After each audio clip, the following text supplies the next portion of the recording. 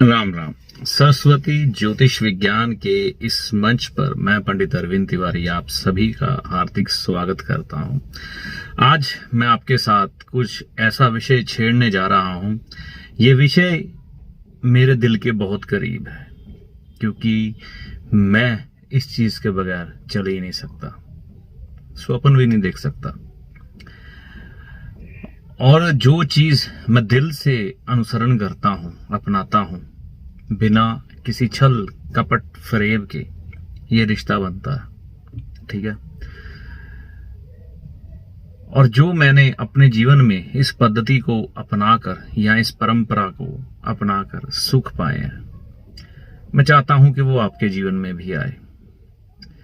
लेकिन विडंबना ये है कि लोग इन चीजों से धीरे धीरे हटते जा रहे हैं या कहूं राहु के प्रभाव में जाते जा रहे हैं, जिससे जीवन में कठिनाइयां, मुश्किलें, सुविधाएं होने के बावजूद भी कम होने का नाम नहीं ले रही, उल्टा बढ़ती जा रही हैं। फिर सफर शुरू होता है लोगों को अपनी समस्याओं में जब घिरते हैं ज्योतिषियों के पास जाने का। लेकिन ज्योतिषियों का भी जो समाज है वह भी इसकी गिरफ्त से बाहर नहीं रह पाया। काफी हद तक ज्योतिषी भी ये गलती करते हैं, जो देखता हूं मैं। लेकिन जो चीज मैंने अनुभव की है, अगर हम इसको सुधारते हैं, इस गलती का एक सुधार करते हैं, तो आप देखेंगे आपके जीवन में चमत्कारिक बदलाव होते हैं। आपकी कमाई या इनकम कम भी हो, लेकिन सुकून होगा। दूरदृष्टा बन जाएंगे, अपने भाग्य को, अपने आने वाले समय को बहुत अच्छी तरह से देख लेंगे, समझ लेंगे। जीवन को बेहतर बनाने के लिए कर्मों का निर्माण करना पड़ता है। लेकिन ये बात सुनी तो बहुत है, लेकिन कर्मों का निर्माण कैसे होता है, इसके बारे में मैं कहूंगा कि शायद 98% लोगों को मालूम ही नहीं। कई लोग समझते हैं कि ज्योतिषीय उपाय करने से कर्मों का निर्माण होता है। कई लोग समझते हैं दान पुण्य करने से, भलाई के काम करने से, नेकी करने से कर्मों का निर्माण होता है। लेकिन हकीकत इससे बहुत दूर है। एक छोटी सी चीज मैं आज आपके साथ इसके संदर्भ में शेयर करने जा रहा हूं, क्योंकि गुरु पूर्णिमा का अवसर भी आने वाला है। तो ये मेरा विषय आज गुरु जी के इर्द गिर्द ही घूमेगा। गुरु महाराज बृहस्पति देव। तो आप जानते हैं, पहली बात आपको बताऊं कि गुरु पूर्णिमा इन दिनों में क्यों मनाई जाती है। कभी शेयर करूंगा, बड़ा महत्व है इन दिनों में ही गुरु पूर्णिमा क्यों आती है। क्योंकि जो मेरी दीक्षा हुई है, जो मेरी शिक्षा हुई है, हमने ज्योतिष को ऊपर से नहीं टटोला, उसकी वजह, उसके मूल तक पहुंचे हैं। लेकिन कहते हैं ना, मूल को भी ऐसे ही लुटा देना अच्छा नहीं है। तो हर चीज की डेप्थ में, गहराई में, जड़ में जब आप जाते हो, तो आपको हर चीज का महत्व, ज्ञान पता लगता है। कैसे हमारे जीवन में मोतियों की माला पिरोई गई, हर दिन त्योहार सजाए गए, क्यों, क्या है कारण। तो इसके विषय में भी कभी गुरुजी से इजाजत लेके बात करेंगे, क्योंकि पब्लिक प्लेटफॉर्म है। कई चीजें ऐसी होती हैं जो लोगों के साथ हम सीधे सीधे शेयर नहीं कर सकते। लोग बहुत ज्यादा इस विद्या का सहारा लेकर कई बार ठग लेते हैं लोगों को। तो फिर उसके बाद बदनाम कौन होता है? ब्राह्मण, पंडित जी ने हमको ठग लिया। अब उसके पीछे, जो पंडित के पीछे चेहरा छुपा है, वो तो कोई देखेगा नहीं, ठीक है, नाम लगेगा पंडित जी का। पंडित जी ठग गए। जो आप किसी भी गद्दी पे बैठे हो, तो हमें उसकी मर्यादा को बचाना पड़ता है, ठीक है ना। तो जो भी ज्योतिष की गद्दी पर बैठे हैं, हमको उनके लिए उनकी मर्यादा को बचाना पड़ता है। इसलिए कई चीजें जो बीच में ढोंगी ज्योतिषी होते हैं, उनसे छुपानी पड़ती है, लेकिन लायक इंसान देखकर उसे जरूर बताई जाती है। ऐसे ही करते थे पहले गुरुजन, सारी सारी उम्र एड़ियां रगड़वाते थे, मरते समय कुछ दे जाते थे, खुद तो गए और जिसको दिया वो भी 60-70 के करीब। तमन्नाएं खत्म, क्योंकि अब मन में लालच आएगा ही नहीं। बस यही है कहानी, ठीक है। तो बताऊंगा लालची लोगों की नजरों से बचाकर। तो गुरु पूर्णिमा का अवसर आने वाला है, 13 जुलाई को है शायद, मैंने पंचांग देखा था कुछ दिन पहले, आजकल बहुत ज्यादा बिजी चल रहा हूं। गुरु पूर्णिमा का अवसर 13 जुलाई को आने वाला है, तो गुरु के बारे में कुछ बात कर लें। पहला गुरु हमारी माँ, सम्मान है उनके लिए मन में। माँ चंद्रमा की प्रतीक है, लेकिन हमें बहुत कुछ सिखाती है ममता की छांव में। दूसरा गुरु पिता, अनुशासन का ताप। बहुत चीजें सिखाई जाती हैं हमें पिता के द्वारा। पहला शब्द मां या पापा कहा जाता है इंसान के द्वारा। फिर दादा दादी, ये भी प्रथम गुरु की श्रेणी में ही आते हैं, जो आपके पारिवारिक सदस्य हैं। फिर स्कूली शिक्षा,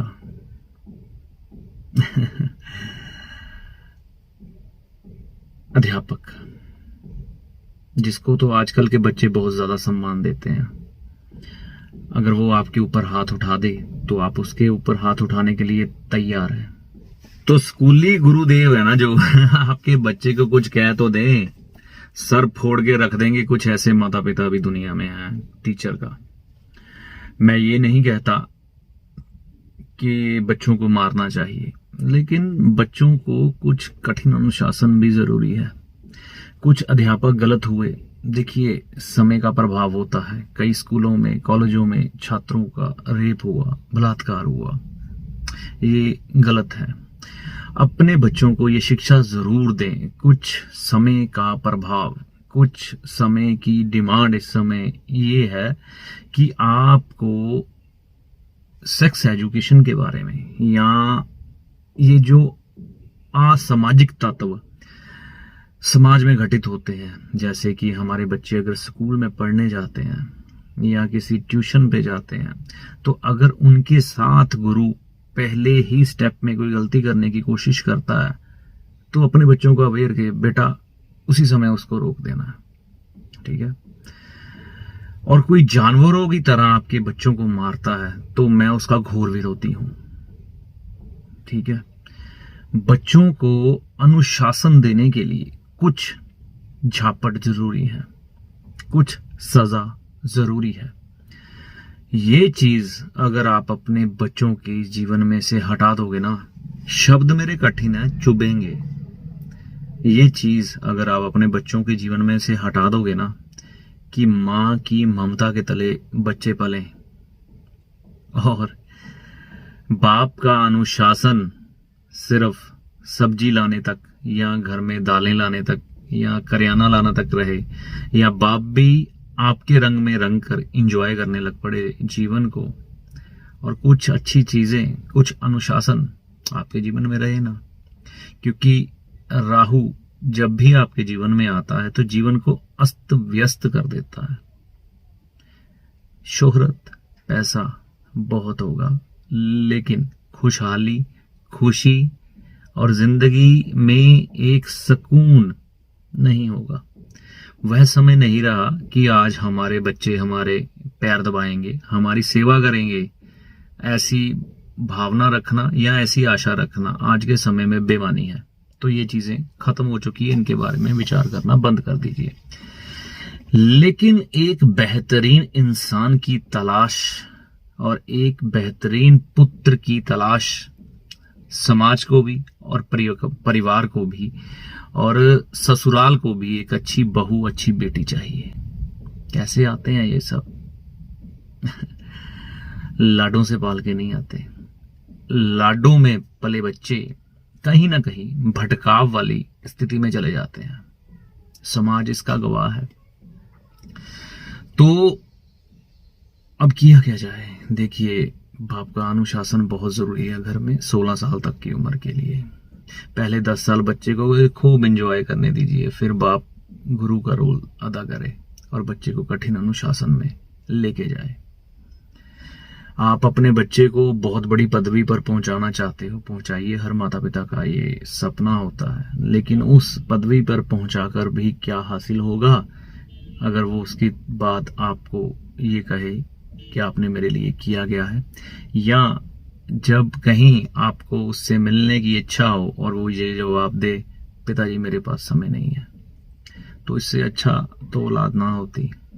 ठीक है, बच्चों को अनुशासन देना बेहद जरूरी है, क्योंकि अगर बच्चे के जीवन में अनुशासन ना हुआ तो वो शासन भी ढंग से नहीं कर पाएगा। तो इसलिए जो प्रथम गुरु है ना, माता पिता को, इनको बच्चों को संस्कार की भट्टी में झोंकना पड़ेगा। अगर नहीं झोंकेंगे तो जीवन में कष्ट निश्चित है। दादा दादी का, माता पिता का सम्मान करवाना बहुत जरूरी है। बुनियाद, फाउंडेशन मजबूत, नींव मजबूत होनी चाहिए। लेकिन आजकल के समय में बच्चों को इतने कंफर्टेबल माहौल में रखा जाता है कि बच्चे बिगड़ ही जाते हैं। पंजाबी च ना कहावत आ, दुध ते पुत्त निगरानी च, जिहदे है उहदे ही फलदे आ, नहीं तो फिर उबल के चूल्हे ते डिगदे।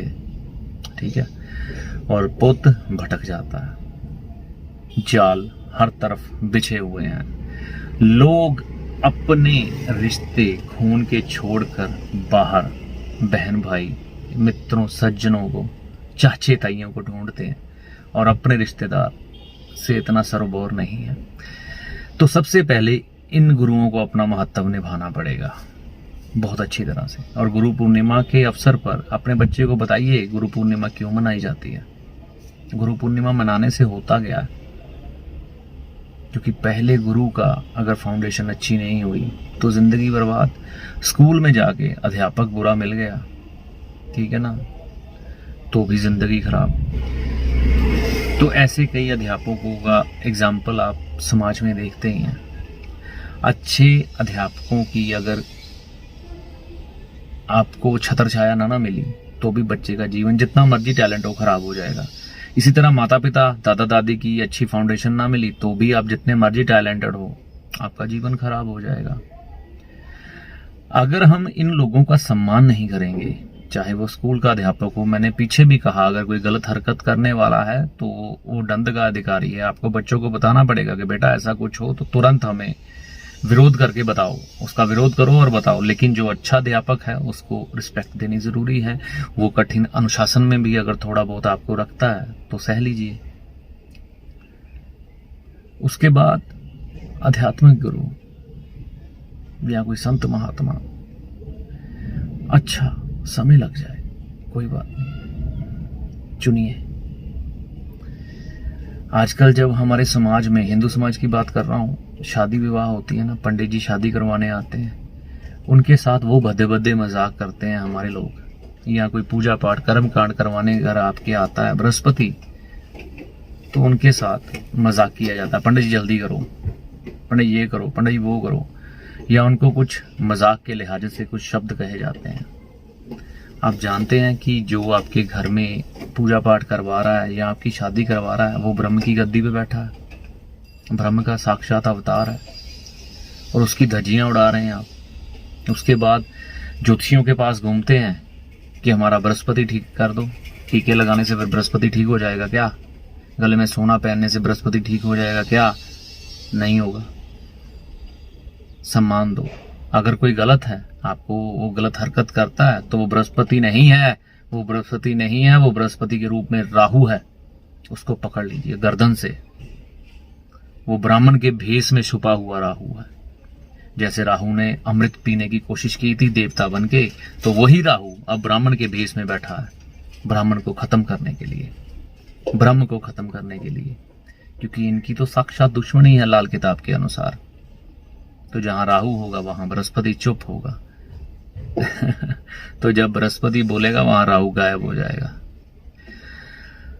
तो जो कर्मकांडी आपके घर में आता है, जो आपका शादी विवाह कराता है, उसके साथ बदतमीजी का बर्ताव मत करें किसी और धर्म में। देखा आपने कभी ऐसा? चाहे वो सिख धर्म हो, चाहे वो क्रिश्चियन हो, चाहे वो मुस्लिम धर्म हो या अदर कोई भी, जो उनका बंधन जोड़ने आता है, क्या उनके साथ बेहुदा तरीके से बात करते हैं? लेकिन हमारे समाज में ऐसा क्यों? सबसे ज्यादा बुद्धि भ्रष्ट हम लोगों की क्यों है? फिर हम ठोकरें मारते हैं, जगह जगह जाके धर्म परिवर्तन करते हैं, गुरुओं को ढूंढते हैं, मजारों पर जाते हैं। पहले अपने धर्म को समझ तो लो, जान तो लो, ढंग से रहने का तरीका तो सीख लो। फिर वास्तु के उपाय किए जाते हैं। वास्तु अकेला कुछ नहीं कर सकता। जितनी देर तक आपके कर्मों का निर्माण नहीं ना होगा, वास्तु आपके घर में घुसेगा भी नहीं। अच्छा, वास्तु ज्योतिष के बाद का विषय है, क्योंकि उसके बाद तो वो सारी खिड़कियां दरवाजे अपने ठिकाने पे आ जानी है। वहां तक पहुंचने के लिए आपको ज्योतिष लेके जाएगा। मैं ये दावे से कहता हूं, ऐसा हो ही नहीं सकता। आपने नहीं किया तो आपके बुजुर्गों ने किया होगा। और सीधा सीधा वास्तु कभी किसी पे काम नहीं करेगा, लगा के देख लो जोर। तो कर्मों का निर्माण, सबसे महत्वपूर्ण ग्रह है बृहस्पति, इसको बचाओ। पंडित का सम्मान जरूरी है। गुरु, कई जगह मैं देखता हूं, हर जगह गुरु जी गुरु जी गुरु जी। अरे हर किसी को गुरु बना लोगे क्या? गुरु एक बार बनाया जाता है। हर जगह का एक एक गुरु है। जैसे माता पिता एक है, दादा दादी एक है, स्कूल का शिक्षक चाहे बदलता रहता है, ठीक है। तो इसी तरह से श्रेणियां अलग अलग हैं। जब बात आती है ना एक मार्गदर्शक की, आध्यात्मिक गुरु एक अलग गुरु होते हैं, ठीक है। फिर गुरु होते हैं जो आपको सही दिशा देते हैं, जैसे एक ज्योतिषी है, ठीक है ना, वो भी आपके जीवन में गुरु का कार्य करता है। तो या कोई और गुरु, एक ही बनाया जाता है। ये नहीं कि हर किसी को हाँ जी गुरु जी, हाँ जी गुरु जी। और बाद में जो मैं देखता हूं पब्लिक प्लेटफॉर्म में, ज्योतिषियों के मंचों में लोग आते हैं, गुरु जी हमारी कुंडली देख दो, गुरु जी हमारा फलाना कर दो, गुरु जी फलाना ढमकाना कर दो। अरे यार, ऐसे ही मतलब के मखोटे पहने हुए राहु के तुमने सबको लगे हो बेवकूफ बनाने। गुरु नहीं, ढंग हर किसी को गुरु नहीं कह सकते आप, नहीं, अधिकारी नहीं है कहलाने का। मैं भी इसी के बीच में आता हूं। तो गुरु एक बार बनाओ, फिर पक्का बनाओ, फिर नींव मजबूत हो। जैसे आप होंगे ना वैसे गुरु तक पहुंचोगे। सीधी सी 2 लाइनों में बात खत्म है। जैसे आप खुद होंगे वैसे ही गुरु के पास आप पहुंचेंगे। ये मेरी बात याद रखना, आजमाई हुई चीज है। आत्मा शुद्ध है, मन शुद्ध है, विचार शुद्ध है, कर्म शुद्ध है, तो शुद्ध गुरु आपके जीवन में आएगा। जैसा धन कमाओगे वैसा ही गुरु उसको खाएगा। तो गुरु सोच समझ के बनाओ, हर किसी को गुरु मत बनाओ। एक बार, नहीं जरूरत किसी भी पब्लिक प्लेटफॉर्म पे गुरु जी कहने की। ज्योतिष के क्षेत्र में क्या होता है, लोग ज्योतिष सीखने गए, गुरु जी गुरु जी गुरु जी, बाद में साले को आता क्या है इसको, मैं बताऊंगा इसको, ऐसे नहीं ऐसे होता है।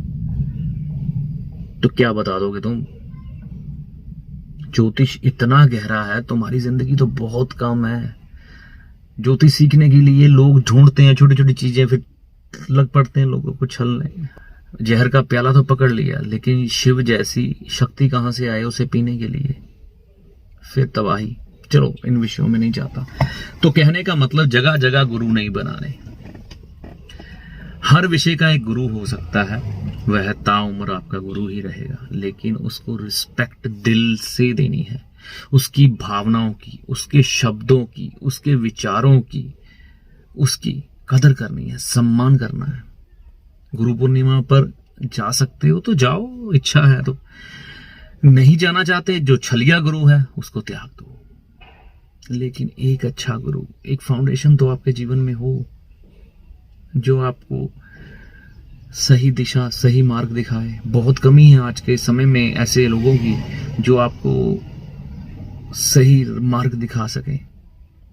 हर कोई अपने ढोल को बजा रहा है, जिसके कारण समाज दिशाहीन है। तो दिशाहीन समाज का क्या होगा आप समझ सकते हैं। फाउंडेशन बच्चों की खराब, समाज आगे रफलों का आने वाला है, बंदूकों का आने वाला है। कल्चर जो है बंदूकों का है, गोलियां लेकर बंदूकें लेकर घूमेंगे सभी। तो बस गुरु पूर्णिमा पर एक संकल्प लें, अगर तो गुरु है तो उसको बदलना मत, जो है एक ही ठीक है। नहीं तो पहले गुरु से शुरू हो जाओ, माता पिता से, उनका सम्मान करो, दादा दादी का सम्मान करो, स्कूल के शिक्षक का सम्मान करो, आध्यात्मिक गुरु का सम्मान करो, कोई ज्योतिषी गुरु है उसका सम्मान करो। उसके अलावा किसी विषय को आपने किसी से सीखा है उसका सम्मान करो। तो अगर आप अपने गुरु का सम्मान नहीं करोगे ना, तो ये गुरु आपके जीवन से जैसे जैसे हटता गया, ये गुरु नहीं है, ये बृहस्पति ग्रह है। तो ये जैसे जैसे आपके जीवन में हटता गया, राहु आपके जीवन में आएंगे एक छलावे भरी जिंदगी लेकर। बातें ही हैं, फिर हर कोई शब्दों का जाल बुन के बैठा है आपको बेवकूफ बनाने के लिए। तो जैसे ही हमारा मतलब निकल गया, तो बच के रहिए उन लोगों से जिनका राग इतना मीठा हो कि अगर आपका कान भी काट खाएं तो दर्द ना हो। सही गुरु की तलाश सही कर्मों से होगी, और सही कर्म गुरु ही निर्मित करेंगे। तो उनका निर्माण सही चुनाव से होगा, फाउंडेशन से होगा, शुरुआत से होगा। तो बच्चे जब पहले ही कदम में अच्छी बातें, अच्छे संस्कार, अच्छी चीजें सीख जाएंगे, तो जीवन में कठिनाई कहाँ। तो फिर उनको करोड़ों की जॉब नहीं चाहिए, संतोष चाहिए। जो 50,000 लाख रुपए महीना, 2 लाख 3 लाख रुपए महीना में भी ला सकते हैं, मैं यहाँ तक कहूँगा 25-30 हज़ार में भी पा सकते हैं। मैंने 25-30 हज़ार क्या 10-10 हज़ार कमाने वाले लोग देखे हैं जो 5-5 हज़ार रुपया महीना जोड़ जाते हैं खा पी के, और हर चीज को एक ढंग से मैनेज करके चलते हैं। देखिए आज के समय में भी पेट भरने के लिए 20 रुपए पूरे दिन में बहुत है। बाकी भूख तो इंसान की है, जितनी मर्जी बढ़ा लो। और जब भूख लग के हम खाना खाते हैं ना, तो उसका आनंद ही कुछ और है। तो अपने गुरु को बचाना है। इस गुरु पूर्णिमा पर ढोंगी गुरुओं से बचना है, ये ध्यान रखना है। लेकिन ऐसा गुरु भी अपने जीवन में रखना है जो हमें सही मार्ग, सही दिशा दिखा सके। सबसे पहले माता पिता, दादा दादी, अध्यापक, आध्यात्मिक गुरु, कुछ ज्योतिषी गुरु, या जिससे कुछ काम आपने सीखा है वह गुरु, उसका सम्मान जरूर करें, बेहद जरूरी है। क्योंकि अगर गुरु आपके जीवन में आएंगे तो राहु महाराज शुभ अपने आप हो जाएंगे। बताऊंगा आने वाले टाइम में, ये भी रहस्य सभी। पर कहते हैं ना, पहली कक्षा में 10वीं कक्षा की बातें नहीं की जाती। एक एक सीढ़ी, एक एक पौधा चढ़ के ऊपर जाना पड़ता है। जब ऊपर पहुंचते हैं तो कुछ बताने की जरूरत नहीं रह जाती, क्योंकि हम खुद ही आकाश में खड़े होते हैं और सारा ज्ञान, सारी धरती आकाश से स्पष्ट दिखाई देने लग पड़ती है और धुंध छट जाती है। बस यही ज्ञान है, इसको समझिए। बृहस्पति को बचाइए। राहु से बचना है तो बृहस्पति को बचाइए। अपमान मत होने दीजिए, ना घर में अपने माता पिता का, दादा दादी का, ना स्कूल अध्यापक का, ना आध्यात्मिक गुरु का, ना किसी ज्योतिषी का, और ना ही आपके विवाह में, आपके घर में आए हुए किसी ब्राह्मण का, कर्मकांडी का उपहास मत करिए, उसका मजाक मत बनाइए। नहीं तो आपको बचाने वाला कोई नहीं होगा। इस चीज को समझना है। वैसे तो सारे धर्मों में कुछ ना कुछ, बहुत कुछ पड़ा है सीखने के लिए, लेकिन कुछ सीखना है ना, सबसे बड़ी चीज यही सीखो कि जो उनका उच्च पद पर बैठा अधिकारी है, उनके धर्म स्थान का कर्मकांडी, जैसे कि सिख धर्म में ज्ञानी जी हैं, क्रिश्चियन धर्म में फादर है, मुस्लिम धर्म में मौलवी है, और हिंदू धर्म में तो मैं उनकी बात नहीं करूं, ये उनका सम्मान कैसे करते हैं, उनकी बातों का अनुसरण कैसे करते हैं, उनके ऊपर सवाल नहीं उठाए जाते, उनका मजाक नहीं उड़ाया जाता। तो बस यही सीखना है, लेकिन विवेक के साथ। ये भी बृहस्पति का है। अच्छे बंदे की अच्छी बात को जरूर चुने। और उसका सम्मान करें। फिर देखिए बृहस्पति आपके जीवन में कैसे बदलाव लाते हैं। बस यही थे आज के मेरे शब्द। गुरु पूर्णिमा की आपको, आपके परिवार को, कुल संसार को हार्दिक बधाइयां। संभालो इस संसार को, गुरु को बचा लो, जीवन अपने आप बच जाएगा, क्योंकि गुरु आपकी श्वास है। राम राम।